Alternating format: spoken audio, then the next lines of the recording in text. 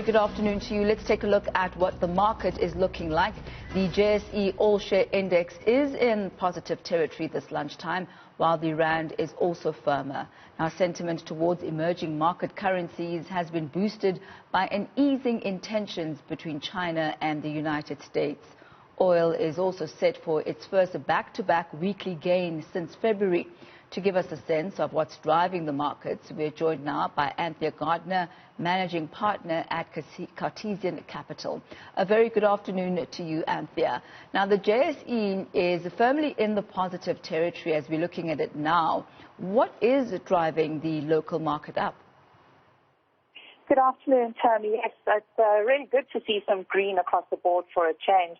And I think there's a couple of things happening here. So the market really is shrugging off yesterday's bad jobs claims numbers. I mean, it just boggles that in the last 7 weeks, the U.S. has had 53.5 million people claiming unemployment.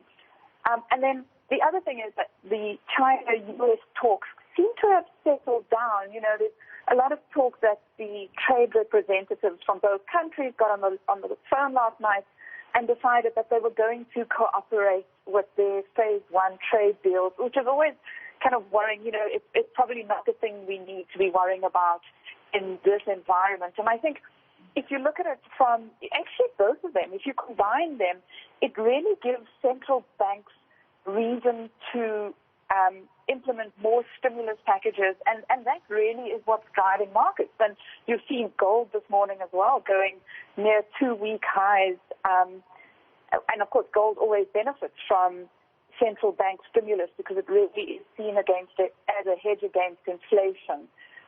And that's, I believe, is keeping the market up. As far as the currency goes, it's an interesting one because I would have thought perhaps the rand would be a little weaker this week after we fell out of the WIGB last weekend. But it's really holding its own. And we've seen other emerging market currencies like the Brazilian real and the Turkish lira yesterday really take a beating, but the South African rand really was quite strong. I mean, we do have as our fair value a much stronger rand than where it is trading at the moment. But yeah, it's nice to see strong green South African market and a stronger currency.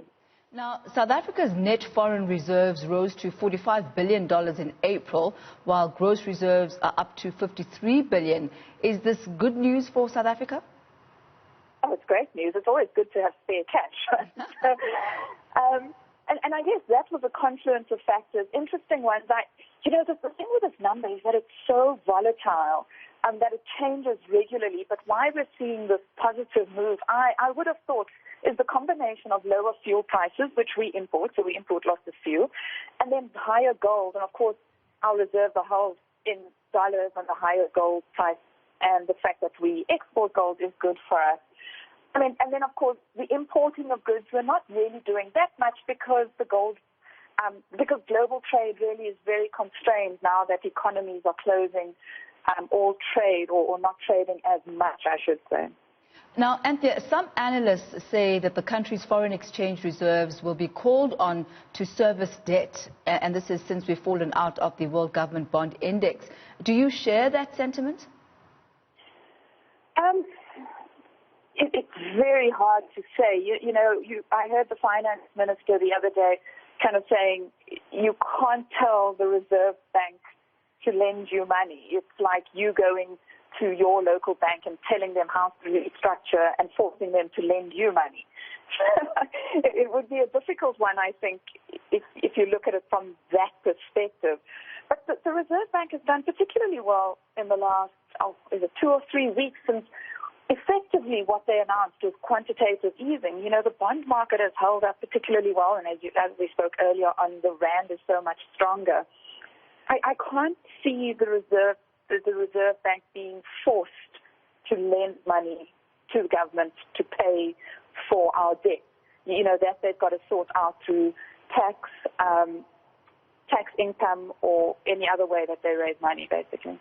Now, the Reserve Bank also notes that the forward position has decreased to a balance of $592 million. Now, what exactly does this mean?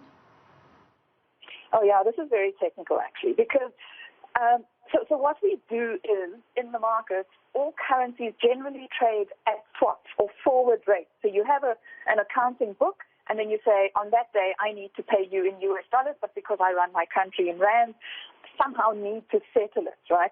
And so basically, where they say the forward position has decreased, they say the settlement that South Africa has on outstanding swaps or currency swaps has decreased, which again is such a good thing. But also so volatile because it changes, as you know, by the minute as the rand-dollar exchange rate changes. So it's a great position to be in to see that number decrease. You know, it's a payment that we need to make in future. Now, sticking with the Reserve Bank, it has said that it will reduce overnight repo auctions to 1 per day from the 2 that it's held since early March. And this would be to inject liquidity into the banking system amid the coronavirus pandemic. Now, is this going to have an impact on liquidity and the market? It should have a positive impact on the market. So liquidity is always a good thing. And in 2008, in 2009, one of the issues you saw was that, and also actually in our market, as the market falls or as people get that shock of seeing the market fall and they're wanting to sell and nobody's wanting to buy any assets, it becomes a problem and the spread widens. And so it's almost self-fulfilling, right? So the more people want to sell, the less people want to buy, the further the market falls. And the Reserve Bank, by trying to prop up this market, not only with its QE, quantitative easing style kind of bond buying program, but also this repo auction, it really is just trying to help the market and to prop it up quite sufficiently. And it does seem to be working.